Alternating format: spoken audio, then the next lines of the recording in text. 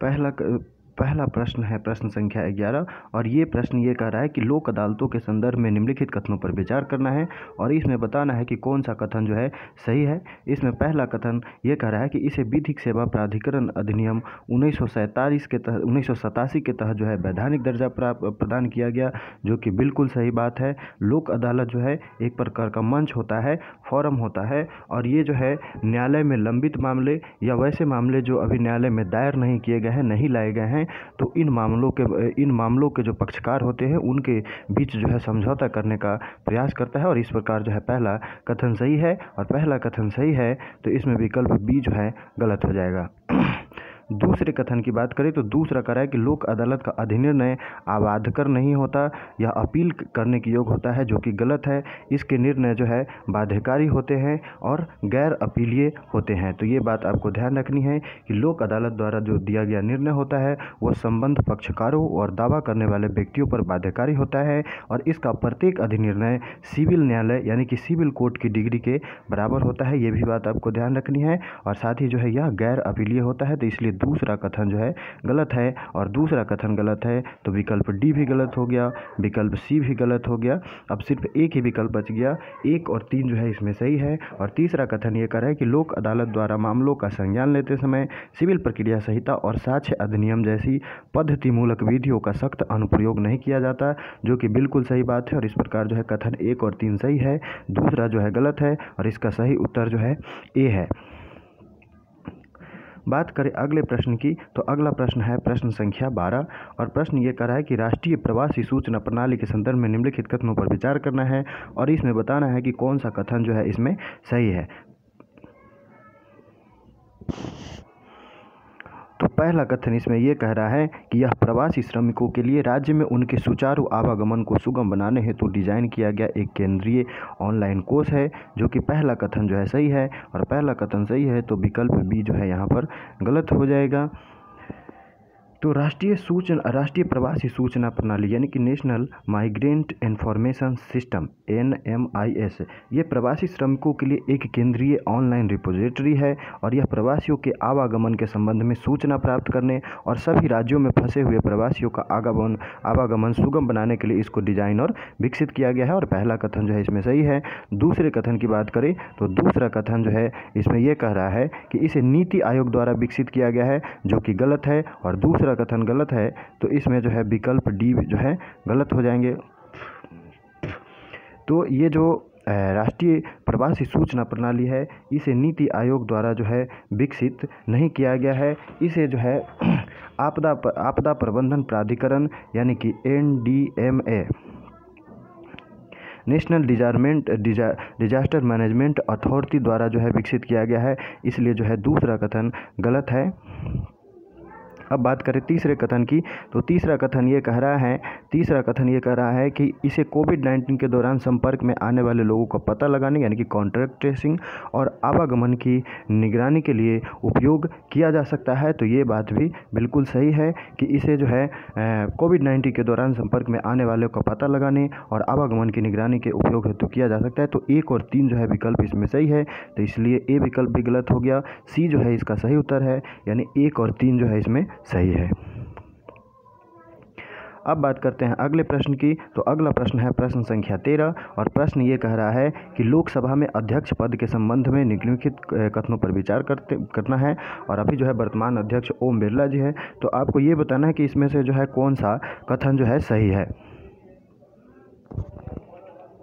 अध्यक्ष के निर्वाचन की तिथि कार्यवाहक अध्यक्ष द्वारा निर्धारित की जाती है, जो कि गलत है। लोकसभा द्वारा अध्यक्ष का चुनाव उसके उपस्थित सदस्यों के बीच से किया जाता है और अध्यक्ष के चुनाव की तारीख राष्ट्रपति द्वारा निर्धारित की जाती है।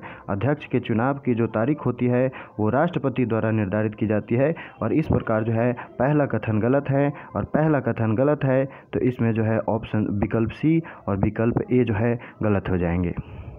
दूसरे कथन की बात करें तो दूसरा कथन जो है ये कह रहा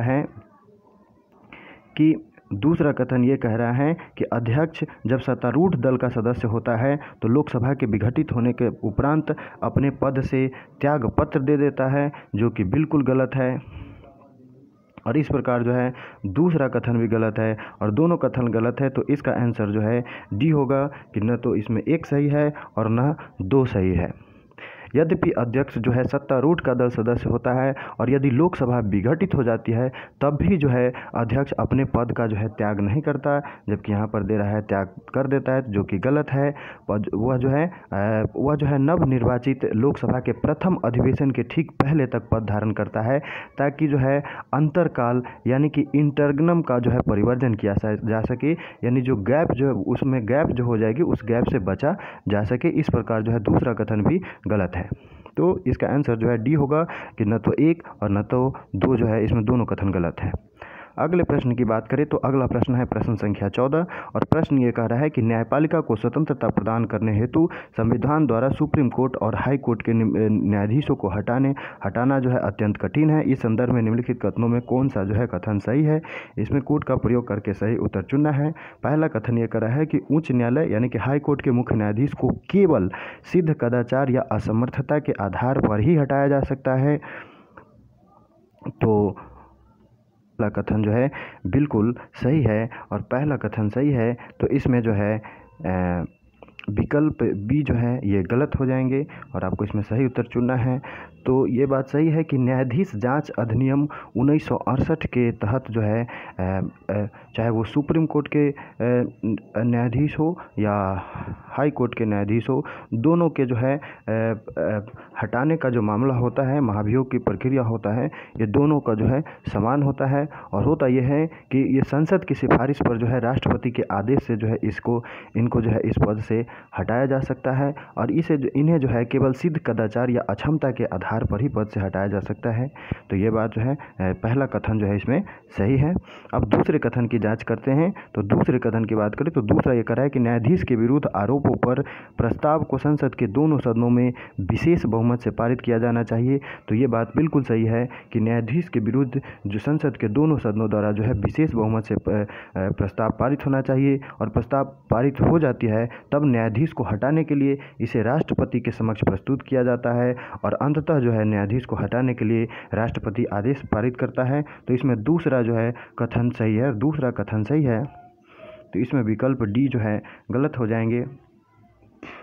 अब तीसरे कथन की बात करें तो अभी तक उच्च न्यायालय के किसी भी न्यायाधीश को पद से नहीं हटाया गया है। तो ये भी बात सही है कि अब तक किसी भी उच्च न्यायालय के न्यायाधीश पर महाभियोग नहीं लगाया गया है और इस प्रकार इसमें तीनों कथन सही है और तीनों कथन सही है। तो विकल्प सी जो है इसका सही उत्तर होगा कि 1, 2 और 3 जो है तीनों बातें इसमें सही है। बात करें अगले प्रश्न की तो अगला प्रश्न है प्रश्न संख्या 15 और प्रश्न ये कह रहा है कि केंद्र और राज्यों के मध्य टैक्स निर्धारण की शक्तियों के विभाजन के संदर्भ में निम्नलिखित कथनों पर विचार करना है और इसमें बताना है कि कौन सा कथन जो है इसमें सही है। तो इसमें पहला कथन ये कह रहा है कि समवर्ती सूची में उल्लिखित विषयों पर टैक्स निर्धारण का अधिकार अनन्य रूप से संसद में निहित है। तो बिल्कुल गलत बात है। समवर्ती सूची में उल्लिखित जितने भी विषय है उसमें केंद्र सरकार भी टैक्स लगाती है और स्टेट गवर्नमेंट भी लगाती है। तो इस प्रकार कह सकते हैं कि पहला कथन जो है गलत है और पहला कथन गलत है तो विकल्प ए भी गलत हो जाएंगे, विकल्प सी भी गलत हो जाएंगे।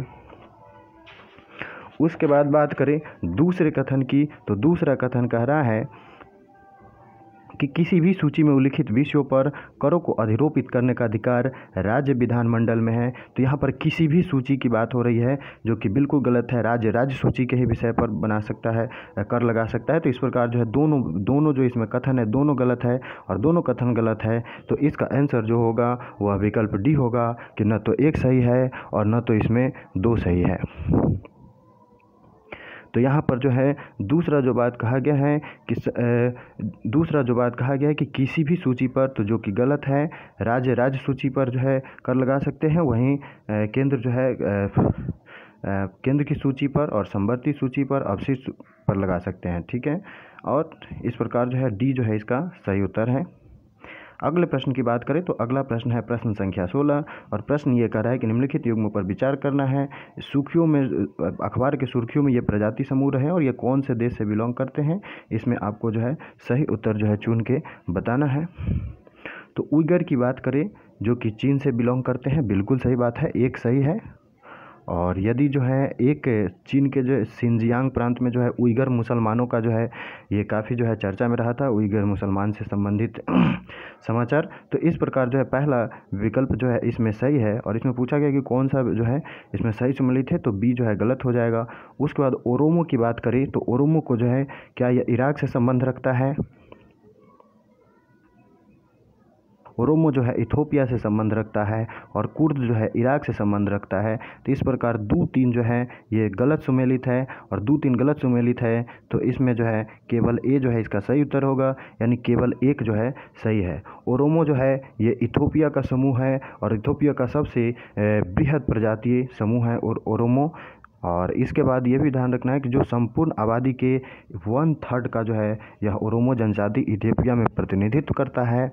और उसके बाद जो है यह कुटिसिक शाखा की एक भाषा बोलता है, और प्रारंभ में यह मूलतः देश के जो है दक्षिण पूर्वी भाग में सीमित था, किंतु 16वीं शताब्दी में अत्यधिक आक्रमण के कारण इन्होंने पलायन करना शुरू किया, और संपूर्ण दक्षिणी इथोपिया पर जो है ये इनका जो है ओरोमो का अधिकार है। उसके बाद बात करें कुर्द की, तो ये कुर्द जो है इराक वाले क्षेत्र में है। कुर्द जो है मध्य पूर्व में चौथा जो है सबसे बड़े प्रजातीय समूह का गठन करते हैं। ये तुर्की, उसके बाद इराक, उसके बाद सीरिया, उसके बाद ईरान, फिर बात करें तो आर्मेनिया, इन सीमाओं से संलग्न एक पहाड़ी क्षेत्र में निवास करते हैं। वे एक विशिष्ट समुदाय का गठन करते हैं जो वंश, संस्कृति और भाषा के माध्यम से संगठित है। हालांकि उनकी कोई मानक बोली नहीं है, और वे विभिन्न धर्मों और पंथों का पालन करते हैं। यद्यपि इनमें से अधिकतर जो है सुन्नी मुसलमान हैं। तो ये जो कुर्द जो है ये इराक से संबंधित है, ओरोमो इथियोपिया से संबंधित है, और आप समझ गए होंगे। और उइगर जो है चीन से संबंधित है। इसका जो सही उत्तर है वो विकल्प एक जो है सही उत्तर है। अब बात करें अगले प्रश्न की, तो अगला प्रश्न है प्रश्न संख्या 17, और प्रश्न ये कह रहा है कि निर्वाचन क्षेत्रों के परिसीमन हेतु परिसीमन आयोग की नियुक्ति का अधिकार प्राप्त है। तो संसद को है, क्या राष्ट्रपति को है, या राज्य निर्वाचन आयोग को, या भारत के निर्वाचन आयोग को? तो निर्वाचन क्षेत्रों के परिसीमन हेतु परिसीमन आयोग के नियुक्ति का अधिकार जो है न भारत के निर्वाचन आयोग को प्राप्त है, न राज्य के निर्वाचन आयोग को प्राप्त है, न संसद को प्राप्त है, ये राष्ट्रपति को प्राप्त है। और इसलिए जो है विकल्प सी इसका सही उत्तर होगा। परिसीमन आयोग की जो नियुक्ति होती है वो परिसीमन अधिनियम 2002 के उपबंधों के तहत भारत के राष्ट्रपति द्वारा की जाती है। यह भारत निर्वाचन आयोग के सहयोग से कार्य करता है, और इसकी नियुक्ति संपूर्ण देशों में निर्वाचन क्षेत्रों की सीमाओं को निर्धारित करने के उद्देश्य से की जाती है। प्रत्येक राज्य में उस राज्य की SC/ST की संख्या के अनुपात के आधार पर निर्वाचन क्षेत्रों का एक कोटा आरक्षित किया जाता है, और सीमाओं के निर्धारण के पश्चात परिसीमन आयोग प्रत्येक निर्वाचन क्षेत्र में आबादी की संरचना का भी निरीक्षण करता है, तथा जिन निर्वाचन क्षेत्रों में ST की आबादी का अनुपात सर्वाधिक होता है उन निर्वाचन क्षेत्र को ST हेतु आरक्षित घोषित भी करता है। तो इस प्रकार आप ध्यान रख सकते हैं कि इन परिसीमन आयोग की नियुक्ति जो है राष्ट्रपति करते हैं। अब आगे बात करें तो अगला क्वेश्चन है 18, और ये कहा गया कि राष्ट्रपति के निर्वाचन के संदर्भ में निम्नलिखित कथनों पर विचार करना है, और इसमें बताना है कि कौन सा कथन जो है सही है। इसमें पहला कथन कहा जा रहा है कि राष्ट्रपति के निर्वाचन में मतदान जो है खुले मतदान द्वारा होता है, और तो यहाँ पर जो है आप देख सकते हैं कि पहला कथन जो है इसमें गलत है, और पहला कथन गलत है। तो इसमें सीधा इसका उत्तर जो है, इसमें डी विकल्प भी कट जाएंगे, सी विकल्प भी कट जाएंगे, ए विकल्प भी कट जाएंगे, और सीधा उसका उत्तर यह आएगा कि केवल 3 जो है इसमें सही है। राष्ट्रपति के बारे में जो है चर्चा अनुच्छेद 52 में की गई है, और यह राष्ट्रपति जो होते हैं वो देश में सर्वोच्च निर्वाचित पद धारण करते हैं। हालांकि इनका जो निर्वाचन होता है वो राष्ट्रपति और उपराष्ट्रपति निर्वाचन अधिनियम 1952 में जो उपबंध दिए गए हैं उसके अनुसार होता है, और आर्टिकल 324 के तहत जो इलेक्शन कमीशन है वो इलेक्शन कमीशन जो है राष्ट्रपति के पद के लिए निर्वाचन के संचालन के अधीक्षण, निर्देशन और नियंत्रण का अधिकार जो है ये 324 के तहत भारत के निर्वाचन आयोग में निहित है।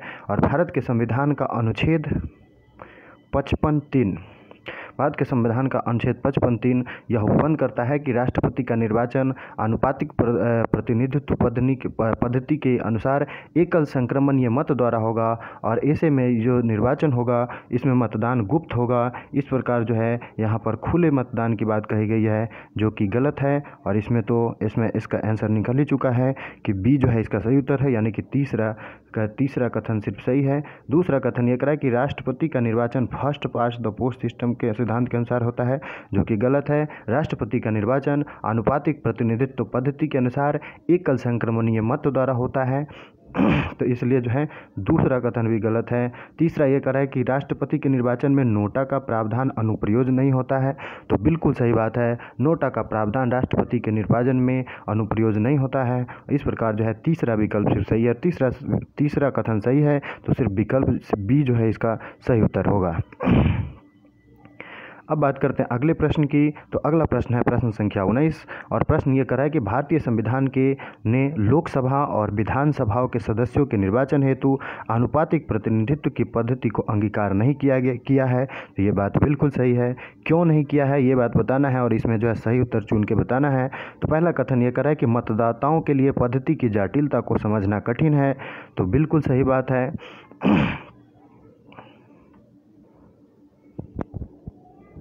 जो है राष्ट्रपति की बात करें, उपराष्ट्रपति की बात करें, उसके बाद राज्यसभा और विधान परिषद के सदस्यों के निर्वाचन के लिए जो है आनुपातिक पद्धति को स्वीकार किया गया है।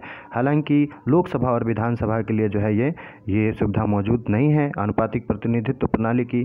तो देश में जो है साक्षरता दर कम है और यह साक्षरता दर कम होने के कारण मतदाताओं के लिए इस पद्धति को जो है समझना थोड़ा कठिन है। और इस प्रकार जो है पहला इसमें जो कथन है ये सही है और पहला कथन सही है। तो वेट कीजिए, दूसरे कथन की बात करें तो दूसरा कथन ये कर रहा है कि भारत में बहुल राजनीतिक दल सरकार में अस्थिरता उत्पन्न करेंगे। तो दूसरा कथन भी सही है कि सरकार में जो है बहुल राजनीतिक दल होने से, यानी कि इस पद्धति में जो है इसकी गुणात्मक प्रवृत्ति होने के कारण बहुल राजनीतिक दल होने से सरकार में अस्थिरता उत्पन्न हो सकती है और जिसके कारण इसे संसदीय सरकार हेतु अनुपयुक्त माना जाता है। इसलिए जो है आनुपातिक प्रतिनिधित्व प्रणाली को लोकसभा और विधानसभा के मामले में नहीं अपनाया गया है और इस प्रकार जो है दूसरा कथन भी सही है। और यदि दूसरा सही है तो इसमें ए और बी विकल्प गलत हो जाएंगे। तीसरे विकल्प की बात करें तो यह जो है दलगत पद्धति के महत्व को कम करती है, तो बिल्कुल गलत बात है। ये दलगत पद्धति के महत्व को कम नहीं करती है, उसमें वृद्धि करती है और ये मतदाता के महत्व को कम करती है। यहाँ पर ये ध्यान देना है कि ये दलगत पद्धति के महत्व में वृद्धि करती है, मतदाता के महत्व को कम करती है, क्योंकि किसी विशेष वर्ग का प्रतिनिधित्व करने वाला दल मतदाता से अधिक महत्वपूर्ण हो जाता है। और इस प्रकार तीसरा कथन जो है सही नहीं है, तीसरा सही नहीं है तो डी भी गलत हो जाएगा। सिर्फ एक ही विकल्प बचेंगे, 1 और 2 जो है इसमें दोनों सही है और इस प्रकार इस क्वेश्चन का आंसर जो है सी होगा। अगला प्रश्न जो है प्रश्न संख्या 20 और प्रश्न ये कर रहा है कि निम्नलिखित पर विचार करना है और इसमें बताना है कि उपयुक्त में से कौन सा अधिकार जो है सुप्रीम कोर्ट में निहित है लेकिन हाई कोर्ट में निहित नहीं है। तो ये बात यहाँ पे बताना है कि इसमें से कौन सा जो है अधिकार है जो सुप्रीम कोर्ट में है लेकिन हाई कोर्ट में नहीं है। तो राष्ट्रपति को परामर्श देने का अधिकार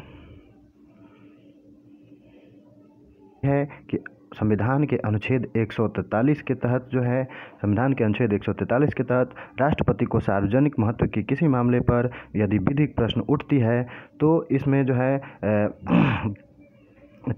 है किसी विवाद यदि उत्पन्न हो जाती है तो राष्ट्रपति जो है उच्चतम न्यायालय से परामर्श ले सकता है और इसकी जो है शक्ति अनुच्छेद 143 के तहत उन्हें प्राप्त है। और इस प्रकार जो है पहला जो कथन है ये इसमें सुप्रीम कोर्ट को ये शक्ति प्राप्त है, हालांकि हाई कोर्ट को जो है ये शक्ति प्राप्त नहीं है और इसलिए जो है एक इसमें सही है और चूँकि एक सही है तो इसमें विकल्प ए जो है गलत हो जाएंगे।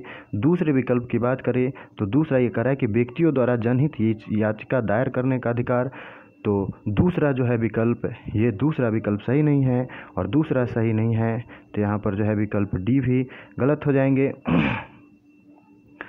तो दूसरा जो विकल्प कर रहा है कि जनहित याचिका को सार्वजनिक हित या सामान्य हितों के प्रवर्तन हेतु किसी भी न्यायालय में विधिक कार्रवाई के रूप में आरंभ किया जा सकता है, चाहे वो सुप्रीम कोर्ट हो या हाई कोर्ट हो, और इन हितों में सार्वजनिक या किसी समुदाय के किसी वर्ग के आर्थिक हित या कुछ अन्य हित होते हैं जिनके द्वारा उनके विधिक अधिकार या दायित्व प्रभावित होते हैं। परिस्थिति के आधार पर जनहित याचिका को हाई कोर्ट या सुप्रीम कोर्ट में दायर किया जा सकता है। दोनों न्यायालयों में जनहित याचिका पर संज्ञान लेने की शक्ति निहित होती है।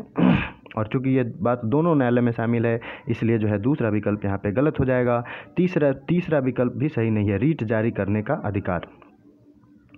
तो तीसरा विकल्प भी जो है यहाँ पर सही नहीं है और तीसरा सही नहीं है, तो केवल बी जो है इसका सही उत्तर होगा, यानी कि केवल कथन 1 जो है इसमें सही है और बी जो है इसका सही उत्तर है।